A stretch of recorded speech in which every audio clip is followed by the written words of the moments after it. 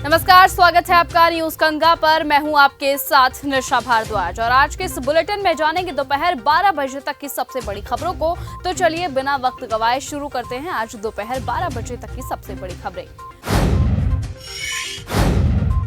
Samajwadi party ने कल बुलाई अहम बैठक। समाजवादी पार्टी ने कल बुधवार को समाजवादी युवजन सभा की राष्ट्रीय कार्यकारिणी और प्रदेश कार्यकारिणी की बैठक बुलाई है।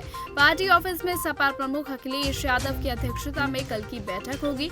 2027 विधानसभा चुनावों में हर बूथ पर तैयारी को लेकर ये बैठक बुलाई गई है। पश्चिम बंगाल में तुष्टीकरण की राजनीति। मुर्शिदाबाद हिंसा पर उत्तराखंड के मुख्यमंत्री पुष्कर सिंह धामी ने कहा, आज पश्चिम बंगाल में ममता बनर्जी द्वारा तुष्टीकरण की राजनीति हो रही है। आज हिंदुओं पर अत्याचार के मामलों में ममता बनर्जी की सरकार वामपंथियों से भी आगे निकल चुकी है। ये लोग भूल गए हैं कि आज का भारत 1947-48 का भारत नहीं है, बल्कि आज हिंदू समाज पूरी तरह से जागरूक हो चुका है। अगर ऐसा चलता रहा तो वो दिन दूर नहीं जब जनता ममता बनर्जी को बंगाल से जड़ से उखाड़कर फेंक देगी। विदेशी आतंकवादी गिरोह का सदस्य हरप्रीत सिंह गिरफ्तार।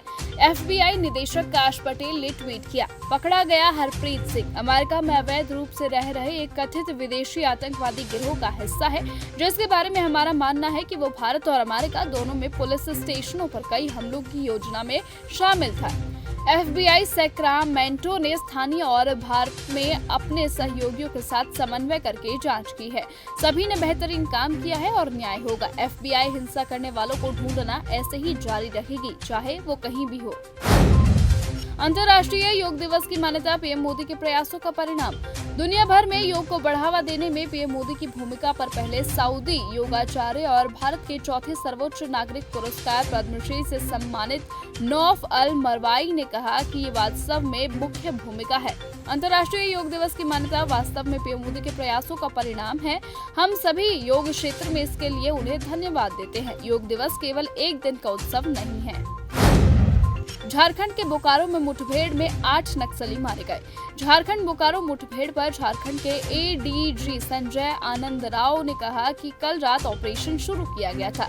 सुबह करीबन 5:30 बजे सुरक्षा बलों का नक्सलियों से आमना सामना हुआ और मुठभेड़ में 8 नक्सली मारे गए। इस ऑपरेशन के दौरान 14 हथियार बरामद किए गए। ऑपरेशन अभी भी जारी है। झारखंड के इतिहास में ये पहली बार है जब सुरक्षा बलों को CCM रैंक के 1 करोड़ रुपए के इनामी नक्सली नेता को खत्म करने में सफलता मिली हो। प्रधानमंत्री मोदी आज सऊदी अरब के दौरे पर। प्रधानमंत्री मोदी आज सऊदी अरब के दौरे के लिए रवाना हो चुके हैं। पीएम मोदी सऊदी अरब के क्राउन प्रिंस मोहम्मद बिन सलमान के निमंत्रण पर रियाद जा रहे हैं। 2014 में पीएम बनने के बाद से नरेंद्र मोदी तीसरी बार सऊदी अरब जा रहे हैं। अमेरिकी राष्ट्रपति JD वेंस जयपुर पहुंचे। अमेरिकी राष्ट्रपति JD वेंस जयपुर पहुंच चुके हैं। वो जयपुर में आमेर किले का दौरा करेंगे और मंगलवार यानी आज ही राजस्थान इंटरनेशनल सेंटर में अमेरिका भारत संबंधों पर भाषण देंगे।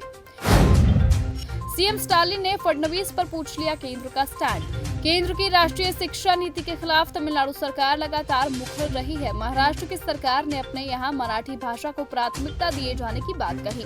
इस पर तमिलनाडु के मुख्यमंत्री MK स्टालिन ने ये जानना चाहा कि क्या केंद्र सरकार महाराष्ट्र के मुख्यमंत्री देवेंद्र फडणवीस के इस रुख का समर्थन करती है। राष्ट्रीय शिक्षा नीति के तहत राज्य में मराठी के अलावा कोई अन्य भाषा तीसरी भाषा के रूप में अनिवार्य नहीं है। राजस्थान में हमेशा के लिए रहेगी बीजेपी की डबल इंजन सरकार। राजस्थान के उप मुख्यमंत्री दिया कुमारी ने कल यानी सोमवार को दावा किया कि राज्य में भारतीय जनता पार्टी की डबल इंजन की सरकार महज 5 साल के लिए नहीं बल्कि हमेशा के लिए रहेगी और लोगों की सेवा करती रहेगी। कुश्ती प्रतियोगिता के आयोजन पर दिया ने कहा कि इस तरह के आयोजन से राज्य को भी फायदा होगा। गुजरात के सुरेंद्रनगर में 14 लोगों ने बौद्ध धर्म अपनाया। गुजरात के सुरेंद्रनगर में 14 लोगों ने अपने मूल धर्म को छोड़कर बौद्ध धर्म अपना लिया है। सुरेंद्रनगर प्रशासन में धर्म परिवर्तन के संबंधों में 14 लोगों के आवेदनों को मंजूरी दी गई है। आरोप है कि इन लोगों ने अनुसूचित जातियों के खिलाफ अत्याचार को लेकर धर्म परिवर्तन किया है। तो फिलहाल आज के इस बुलेटिन में इतना ही। देश और दुनिया की बाकी खबरों से जुड़े रहने के लिए आप बने रहें और देखते रहें चैनल न्यूज गंगा। नमस्कार।